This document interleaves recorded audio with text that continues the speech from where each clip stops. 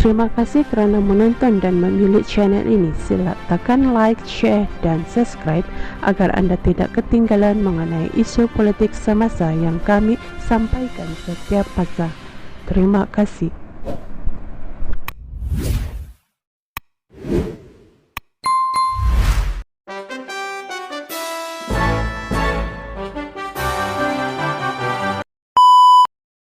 Kejatuhan nilai ringgit ke paras terendah pada RM4.795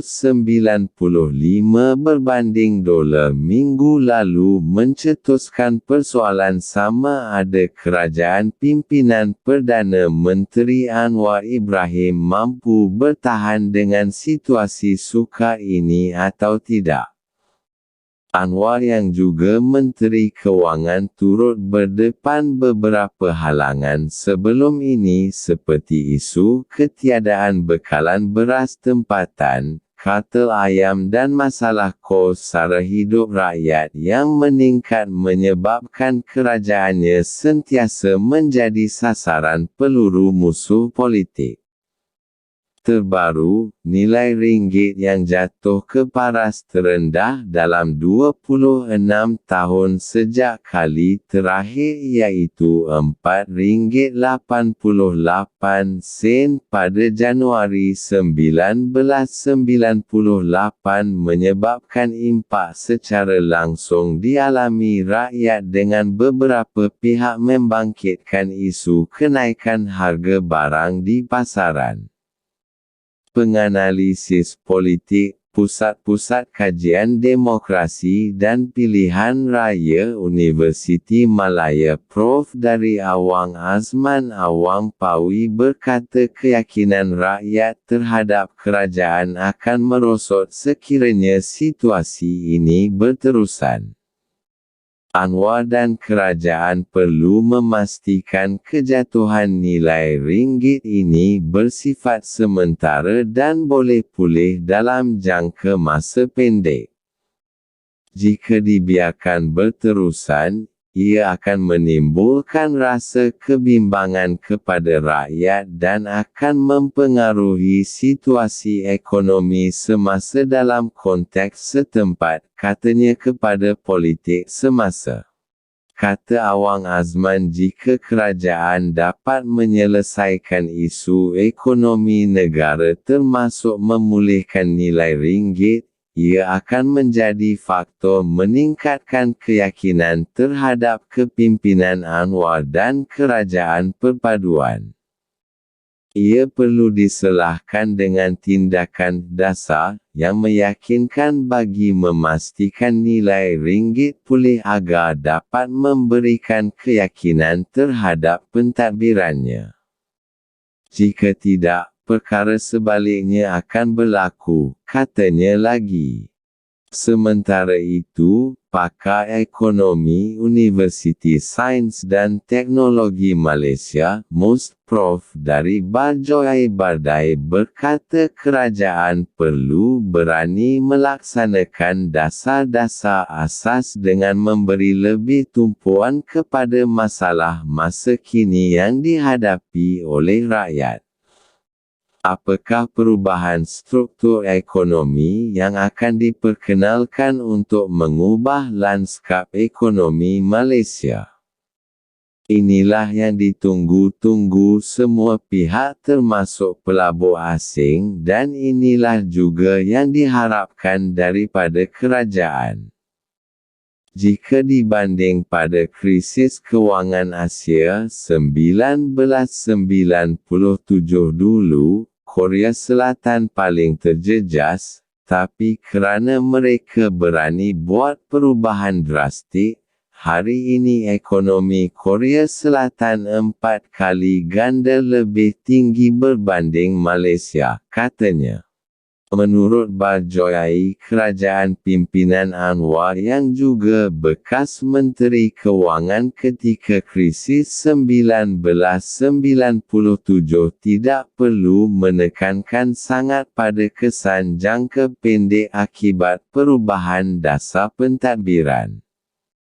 Tambahnya, walaupun perubahan drastik itu sukar dan memerlukan tempoh yang panjang untuk membuahkan hasil, namun ia tetap perlu dilaksanakan. Kerajaan hari ini adalah bekas pembangkang, dulu lantang dengan janji bulan bintang dan kata ada formula yang boleh selesai masalah mata wang. Tapi bila sampai masa mereka seolah-olah menggelabah, katanya. Pun begitu, dia menolak dakwaan yang mengatakan kerajaan pimpinan Anwar tidak berfungsi dengan baik. Saya rasa perancangan sedia ada ini bagus, tapi perlu lebih berani, lebih fundamental, walaupun ramai yang tidak suka dengan kerajaan ini, tapi kita nak kerajaan lebih berani laksanakan dasar-dasar baru. Rakyat di luar fikirannya mudah, dia nak kesejahteraan, pendapatan meningkat dan kos sara hidup menurun. Jadi, kerajaan kena beri lebih tumpuan pada hal tersebut. Contohnya, harga beras dan ayam naik dan ketiadaan bekalan beras di pasaran. Masalahnya, ahli politik hanya fikir lantikan mereka hanya 5 tahun, jadi mereka ada keutamaan lain. Jika kerajaan ini tidak kekal, mereka takut orang lain yang akan mendapat kredit, katanya. Mengulas lanjut, kata Barjoai, isu kejatuhan nilai ringgit ini tidak akan menjejaskan kedudukan politik Anwar. Kejatuhan nilai ringgit ke paras terendah pada RM4.795. Berbanding dolar minggu lalu mencetuskan persoalan sama ada kerajaan pimpinan Perdana Menteri Anwar Ibrahim mampu bertahan dengan situasi sukar ini atau tidak. Anwar yang juga Menteri Kewangan turut berdepan beberapa halangan sebelum ini seperti isu ketiadaan bekalan beras tempatan, kartel ayam dan masalah kos sara hidup rakyat yang meningkat menyebabkan kerajaannya sentiasa menjadi sasaran peluru musuh politik. Terbaru, nilai ringgit yang jatuh ke paras terendah dalam 26 tahun sejak kali terakhir iaitu RM4.88 pada Januari 1998 menyebabkan impak secara langsung dialami rakyat dengan beberapa pihak membangkitkan isu kenaikan harga barang di pasaran. Penganalisis politik, Pusat-Pusat Kajian Demokrasi dan Pilihan Raya Universiti Malaya Prof. dari Awang Azman Awang Pawi berkata keyakinan rakyat terhadap kerajaan akan merosot sekiranya situasi ini berterusan. Anwar dan kerajaan perlu memastikan kejatuhan nilai ringgit ini bersifat sementara dan boleh pulih dalam jangka masa pendek. Jika dibiarkan berterusan, ia akan menimbulkan rasa kebimbangan kepada rakyat dan akan mempengaruhi situasi ekonomi semasa dalam konteks setempat, katanya. Kata Awang Azman, jika kerajaan dapat menyelesaikan isu ekonomi negara termasuk memulihkan nilai ringgit, ia akan menjadi faktor meningkatkan keyakinan terhadap kepimpinan Anwar dan kerajaan perpaduan. Ia perlu diselahkan dengan tindakan dasar yang meyakinkan bagi memastikan nilai ringgit pulih agar dapat memberikan keyakinan terhadap pentadbirannya. Jika tidak, perkara sebaliknya akan berlaku, katanya lagi.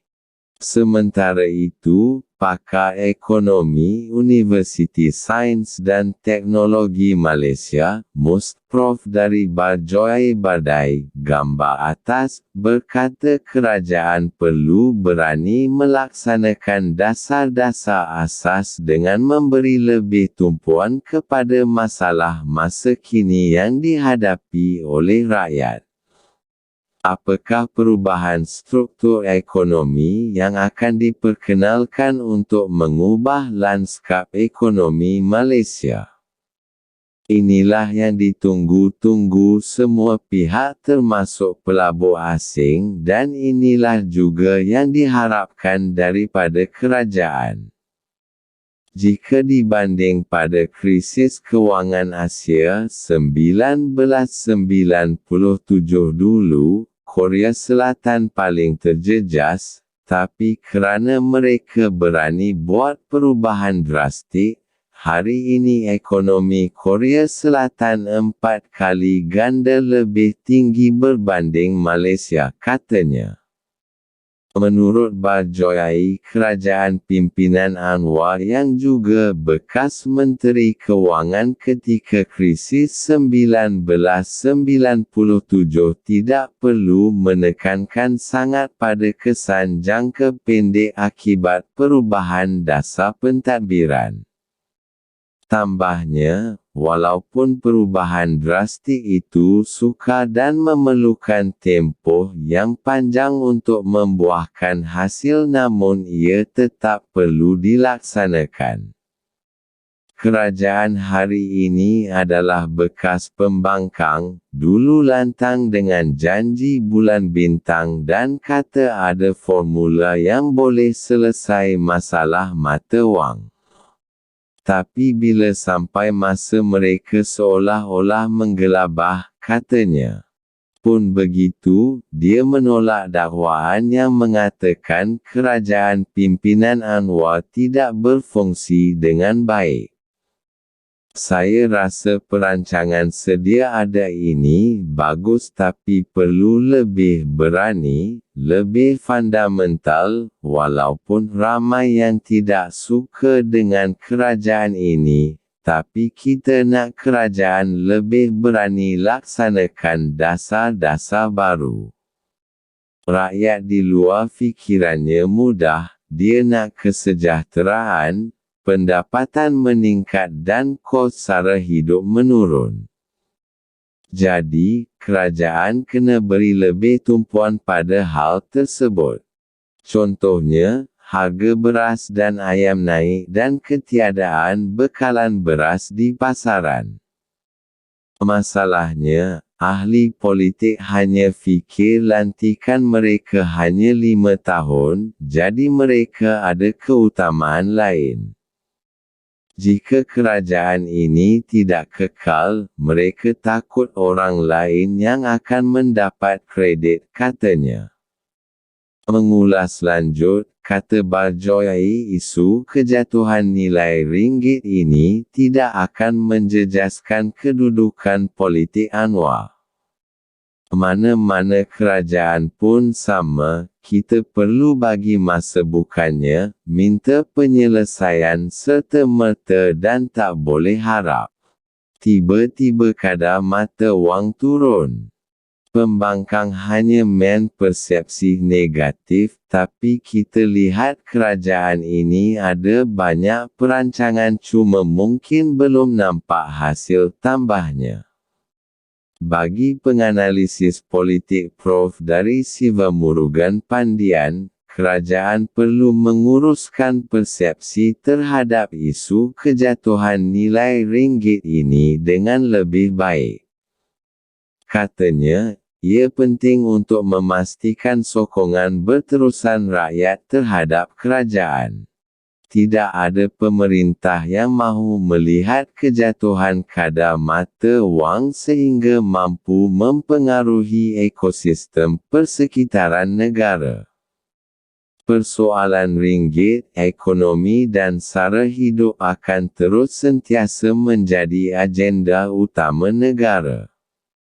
Justru, kestabilan politik menjadi teras bagi memastikan kesejahteraan, keamanan dan keselamatan negara tak terjejas, katanya.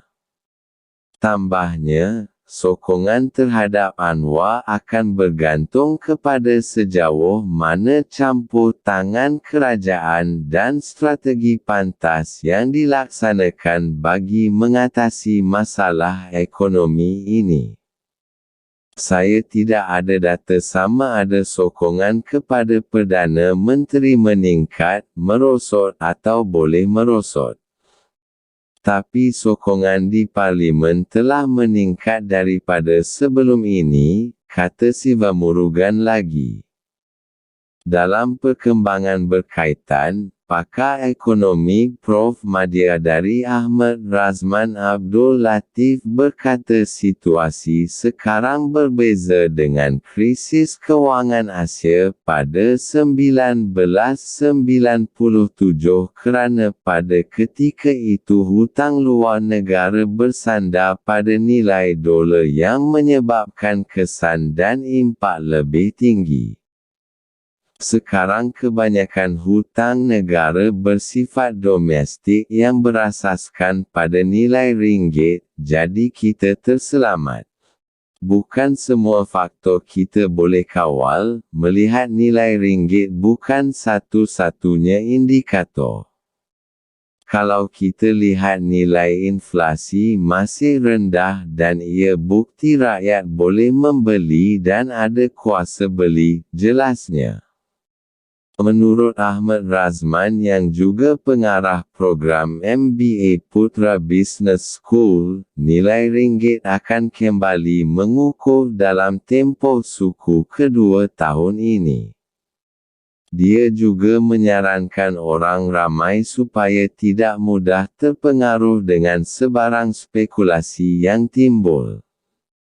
Nilai ringgit rendah pun ada kelebihan untuk menarik pelabur luar dan naikkan nilai ekspor.